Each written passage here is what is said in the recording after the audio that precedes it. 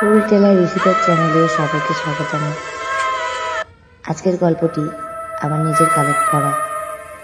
এই গল্পটা হলো গুড়গাঁওয়ের ভুতুড়ে বাংলোর গল্প, যেখানে লুকিয়ে আছে একটি ভয়ানক রহস্য।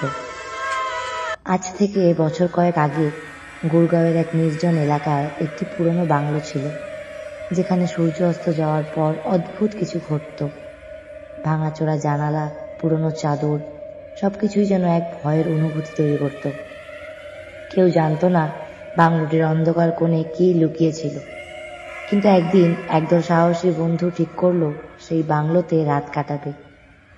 আর তারপরে ঘটল এমন এক রহস্য যা আজও মেনে নেওয়া যায় না। তারা কি জেনেছিল সেই পুরনো বাংলোর গোপন সত্য? কিভাবে এক রাতের মধ্যেই বদলে গেল তাদের জীবন? চলুন জানি গুড়গাঁওয়ের সেই ভুতুড়ে বাংলোর ভয়ানক কাহিনী। গুড়গাঁওয়ের এক দূরবর্তী অঞ্চলে এমন একটি বাংলো ছিল, যেটি একসময় ছিল অত্যন্ত সুন্দর ও জমকালো, কিন্তু কিছু বছর ধরে অযত্নে পড়ে থাকার পর তার স্ত্রীহীন হয়ে উঠেছিল।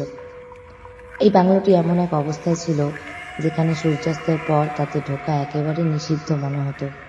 স্থানীয়রা বলতো এখানে রাতের বেলায় অদ্ভুত কিছু ঘটতে থাকে। ছায়া, অদৃশ্য কণ্ঠস্বর আর মাঝে মাঝে ভাঙাচোরা জানলায় অদ্ভুত আলো মিশে উঠত। এমনকি এই বাংলো সম্পর্কে ভয়ানক গল্পও চলত। গল্প ছিল এখানে যারা ঢুকেছিল তারা আর ফিরে আসেনি। আজও এই বাংলোটি জনশূন্য, কিন্তু স্থানীয়রা বলতো রাতের বেলায় সেখানে একটা অদ্ভুত শক্তি কাজ করে।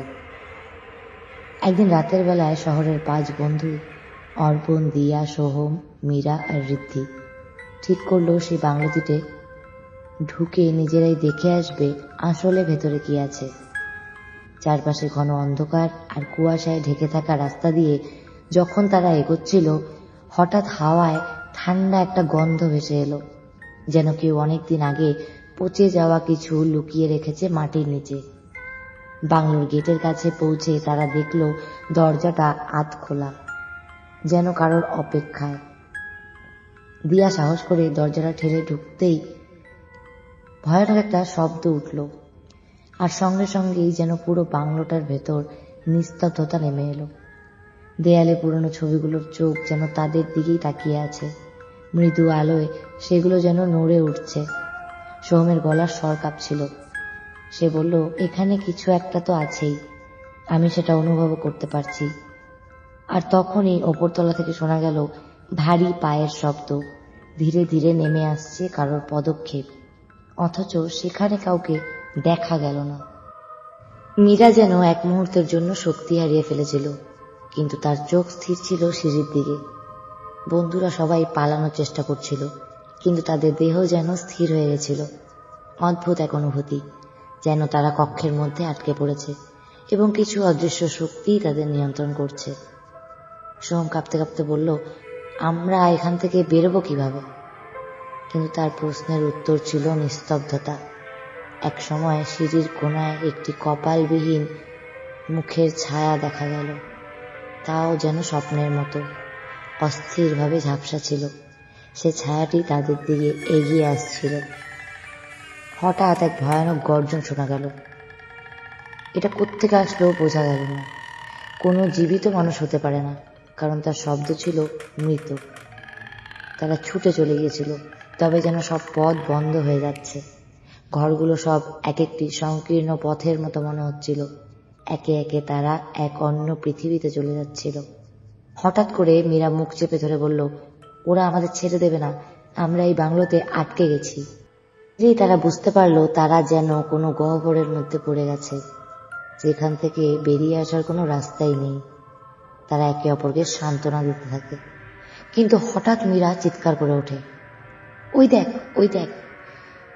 সে একটা পুরনো কক্ষে ঢুকে পড়েছিল এবং কক্ষটির কোণে এক অদ্ভুত প্রতিচ্ছবি দেখা যাচ্ছিল। সেখানে ছিল এক পুরনো কাঠের সিন্দুক, যা পুরোপুরি ভাঙা, তবে তার মধ্যে থেকে কিছু বেরিয়ে আসছিল। মীরা সেই সিন্দুকটির দিকে এগিয়ে গেল। তার হাত মচকানো কাঠের ওপর রেখেই সে টান মেরে সিন্দুকটি খুলে ফেলল। এরপর যা ঘটল তা অস্বাভাবিক।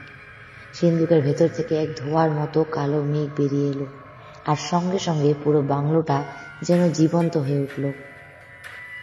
ভীতির মধ্যে বন্ধুরা সবাই দৌড়ে বেরোতে চাইল, কিন্তু দরজা যেন সেটে গিয়েছিল, আর গরম বাতাসে তাদের শ্বাস বন্ধ হতে লাগলো প্রায়।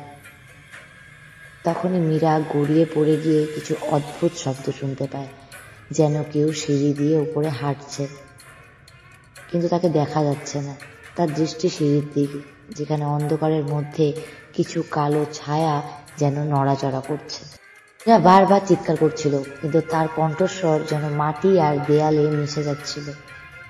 অন্য বন্ধুরা দৌড়ে পালানোর চেষ্টা করছিল, কিন্তু তারা বুঝতে পারছিল না কোথাও গিয়ে তারা আবার এসে পড়ছে সেই পুরনো কক্ষেই। সিঁড়ির নিচে দেখা যাচ্ছিল এক অদ্ভুত দুলতে থাকা ছায়া, এবং সেটা আস্তে আস্তে তাদের দিকে এগিয়ে আসছিল।